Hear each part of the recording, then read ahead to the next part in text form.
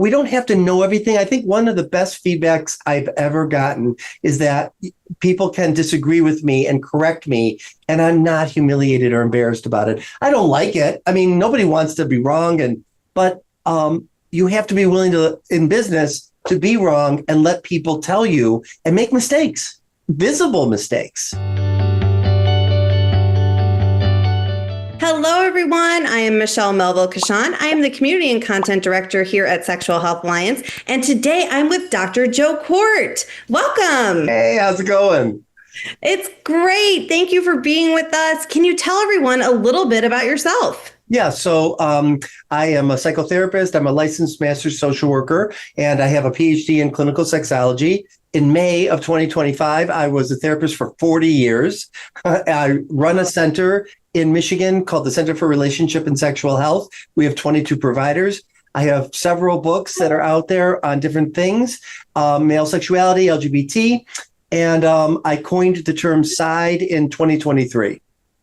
Amazing. Well, you will be our headline presenter at our upcoming June event, Smart Love and Inclusive Intimacy. So I want to talk a little bit about the topics you're going to be talking about at this event. So one of the topics you're going to be talking about is Smart Love, Imago Relationship Theory. So I know this is very complex, but for anybody who has never heard of this before, do you think you could summarize a little bit, what is Imago Relationship Therapy? Yeah, it's complex when you roll it out, but trying to understand it in short little sound bites, it's easy.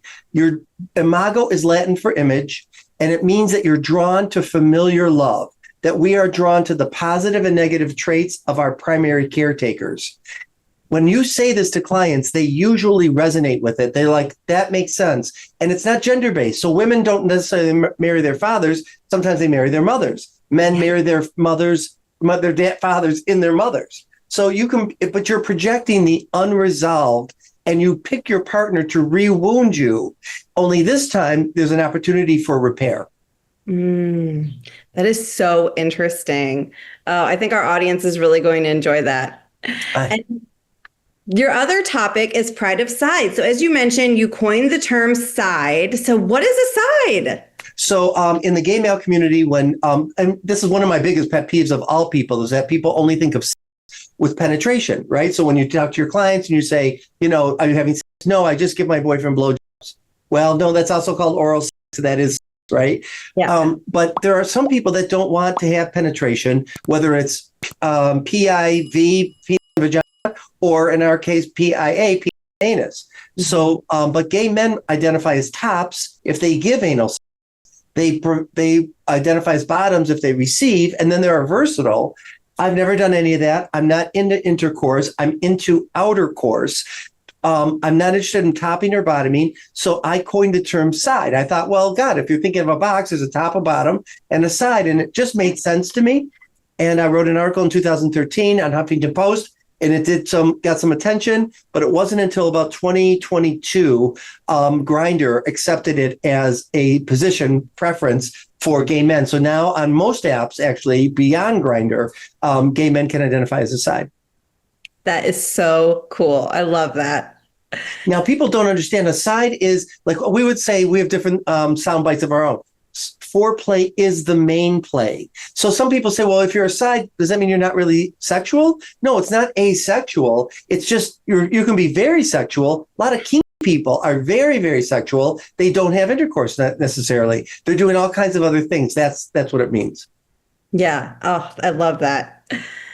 All right. So you have been in practice, as you mentioned, for 40 years, which is unbelievable because you look like you're 40. So I don't understand how this is mathing. Good lighting. Right. Good lighting. Right. So tell me a little bit, what are some of the most common sexual health issues that you've seen in your practice? So one of the things I started to see, we always see ED, right? Disappointment, we call it, instead of dysfunction. Yeah. And one day I thought, I'm going to use EMDR. I'm an EMDR trained therapist, and see, because it wasn't medical for this guy, it wasn't physical, it was anxiety. And it worked. It was 2 or 3 sessions, boom, his erection back, and he didn't need to come back. This tells you a little bit about my ego, I guess. I thought, oh my God, I discovered this. EMDR is going to call it the Joe Kort protocol, that he found out it can help with erection. But it turns out that EMDR always knew this, and that for 10 years prior, whatever. So I see that. I see in my practice, I see a lot of mixed orientation couples, which I'll be talking a little bit about in Imago Relationship Therapy. I see a lot of infidelity, a lot of people who different interests in, I call it mixed erotic orientation, where one has an erotic interest in one kind and the other has another. And I see a lot of trauma and male survivors of sexual abuse I work with. Yeah, I remember you came and spoke with us last year, and that was one of your primary topics. And that was really interesting and useful information for our audience to learn. Good. Yeah, I'd love talking about that and helping therapists train around that and understand it. Yeah. So that leads me to my next question. Do you have like a favorite issue to treat or favorite thing to talk about with your clients? Oh, that's a good question. I think my favorite thing would be talking about turn-ons and sexual fantasies. I love being able to help somebody get rid of the shame over what turns them on. And I have a book. It's a little booklet. I turned it into a book on Amazon. You could actually get it. It's called Erotic Orientation, because, we have a sexual orientation to whom we're attracted, male, female, both, a blend of both, neither. And then we have an erotic orientation, the things that turn us on, the things that get us off, and they don't always match. And I had the straight guy come in, and he loved the fantasy of his wife having sex with other men. And she hated it and wouldn't let him talk because she thought she felt used. She felt like sex wasn't for her, it was for him. And it wasn't that way at all. It was just part of his erotic orientation. So finally one day we talked about it. My favorite thing to do is to help people understand where it came from. Not all of our fantasies come from somewhere, but many do, from your childhood, from your parent, how you were raised. When he discovered where it came from and then did the therapy work that informed the therapy work that we did together, he finally was able to get his wife to have compassion and understanding for what he was into, that it wasn't erasing her. It was just an addition to their sex life. He came in one day, he said, I had a orgasm that was so strong, my stomach hurt, and he started crying. And I almost cried with him because I thought, who doesn't want that? Yeah. I mean, that's incredible. That is life-changing for someone. Yes. And it was for him. Oh, that's amazing. So you've been in this field for a while, as we already mentioned. So in our audience, we have therapists, educators, counselors, coaches, medical professionals. So what piece of advice would you give to sexual health professionals? Oh, that's a good question. You got to stay open, and you have to recognize nuances happen. I think over 40 years, I've resisted some of, like, no, I don't think I believe that, or I'll learn something, or I love David Lay, right? And David Lay, I always tell him he's like a buzzkill for so many of the theories I've learned and held dearly in this field. And then suddenly he writes an article, it's like, yeah, that's not true. Yeah, that's not true. And I'm like, no, because I believe so strongly in it. So you have to be flexible. Maybe that's what I'm saying. Over the years, I've had to let go of things I thought were true, and I've had to understand that some things are true that I didn't think were. Yeah, that's really good advice. Yeah, because we're always learning. We're always learning. We're always growing. There's always new information. And just because something is true 10 years ago doesn't mean that it's still true today. So we got to just keep moving with the times. Yes. Yeah, great advice.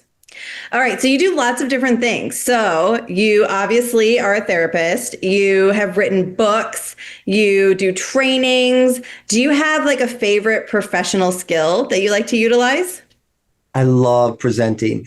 I love being in front of an audience. I love being in front of a camera. I love educating. It turns me on actually to do it. And when TikTok came around, I wasn't going to do it. It seemed hard to do and hard to manage. And my social media team said, please, we think you would be a natural at this. Just try it. And my very first video went viral. And I am a natural at it. And I love doing it. And what I love that people give me feedback on, that's probably part of it, is that they'll say, I feel like I'm talking to you, like you're not talking down to me. You're talking to me as a peer. And I feel like that's how I am in life. That's how I am as a therapist. Yeah, I love that. I know you've become quite the TikTok star. That's pretty awesome. I really have. I mean, there's so many other people. I have my little niche, right? Because there are other people that have millions, other therapists. And I think because my stuff is so niche, it just stays in a certain, I have 700,000 followers, so that's incredible. But yeah, I really enjoy it. Yeah. And I think that's so important because a lot of times, and that's something we try to do at Sexual Health Alliance. We don't want education to be stuffy and boring. And we never want our audience to feel like, we have the experts who are here who know everything and you know nothing and we're going to talk down to you. Like, that's not the vibe we like to curate. So I think that's so important when you're teaching people and sharing information to make it accessible and to make sure people feel that you're just being your authentic self and you're not talking down to them. Right. And I really am open to people, disagreeing with me, telling me I'm off. Like I used to teach at this one program and this kid said to me, well, he wasn't a kid. He was 30 at the time. I was probably in my 50s. And he said, I was talking about cuckolding. And I said, yeah, gay men don't have cuckolding. We don't do that. And he said, with all due respect, Dr. Kort, yes, we do. And we actually call it that. And I'm like, no, we don't. We went back and forth, but it wasn't mean. It was just like, and then I looked it up afterwards and I was like, oh my God, I didn't even know. Things start changing in the cultures and in the field, and you're not always on the cutting edge of that. Yeah. Yeah. And it's so important. Listen to your audience. We have something to learn from everyone. Yes. Right. And I was glad he taught me that. I'm glad I learned that. So that's another thing, is just being open to feedback that about maybe the way you work or what you're thinking about or how you're presenting something. Yeah, I think that's another great piece of advice for our audience. As therapists, educators, counselors, coaches, any type of professional, listen to people, listen to your clients, listen to your audience, be willing to adapt. Their opinion is important and valuable. Yes, very. So you are an author. So what inspired you to become an author? I had so many. I've been doing a lot of different retreats in the 90s for gay men. And I was also teaching at a local university here. And I thought, God, I have so much information, but I'm not a writer. I'm not an editor kind of person. So somebody said, you should contact this person. His name was Tam Mossman. And he had helped edit some other people's books. And so I did, and he helped me outline my very first book. And he said, here, we came up with the book's called 10 Smart Things Gay Men Can Do to Improve Their Lives. We had 10 different chapters. He did the skeleton for me, and I just wrote and brought all my notes in from everywhere. He edited me all the way through, and it was exciting so I come from an extremely narcissistic family. Like there's not one person that raised me that isn't a full-blown narcissist. And so I have what I would call a narcissistic defense, which is because nobody mirrored me, because nobody reflected back who I am. I think that's why I'm so out there all the time. I like being constantly reflected. It almost makes me feel like I exist, knowing that my book is out there. People are talking about me, my videos. So it's not narcissism. It's a narcissistic defense. So being an author for me has been more about making sure people get the education, but also it's like a big business card. It markets me and it markets my work and the things I say. Oh, yeah, that's amazing. And that leads me to my next question. So, do you have any business advice? Because in our group, we've got people who are starting their own private practices, who are starting their own educational services. So do you have any business advice for growing professionals? Yeah, you have. I mean, so many of us, I'm one of them. You worry about your license. You worry about, I should be careful about this and careful about that. Well, if you're too careful, you're not going to be able to do any of the things I've done. If I had to worry about liability all the time, if I didn't take chances and risks and live in the gray area for a little bit over certain things, you have to be willing to do all of that with integrity. And, you stay within the bounds as much as you can. But it does demand that you sort of relax. And the other thing is, we don't have to know everything. I think one of the best feedbacks I've ever gotten is that people can disagree with me and correct me, and I'm not humiliated or embarrassed about it. I don't like it. I mean, nobody wants to be wrong, but you have to be willing to, in business, to be wrong and let people tell you and make mistakes, visible mistakes. Yeah.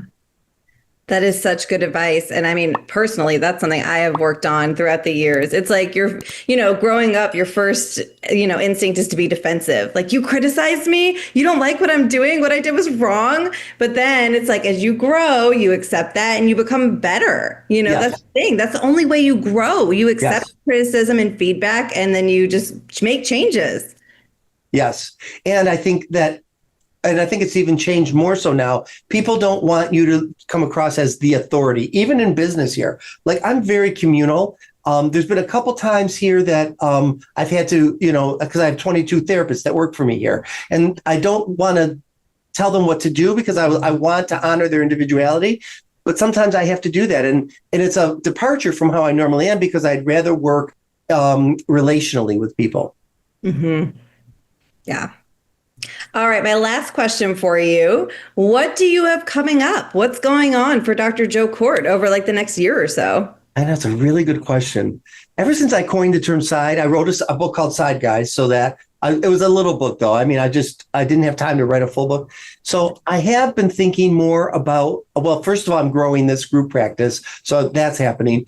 But I'm thinking about writing a book about outer course, foreplay as the main play, and making it beyond gaze, right? Anybody could be any gender, any orientation, and still be a side. Yeah. Oh, I think that would be really cool, really valuable to have. Yeah, I'd love it. Well, everyone, if you want to hear more from Dr. Joe Kort, please attend our online event. It's happening Saturday, June 21st and Sunday, June 22nd, 2025. You can get your tickets at sexualhealthalliance.com. We'll also have a link in the description below. And again, the event is called Smart Love and Inclusive Intimacy. Thank you for being with us, Dr. Joe Kort. Thanks for having me. Thanks so much, Michelle. You're welcome. Bye, everyone. Thanks so much for watching our video with Dr. Joe Kort. Do us a favor, share this with someone who might benefit from this information. Your support helps us reach more people with important sexual health information.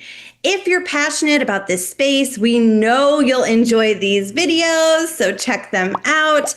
Don't forget to like this video, subscribe to our YouTube channel, and remember, you are exceptional.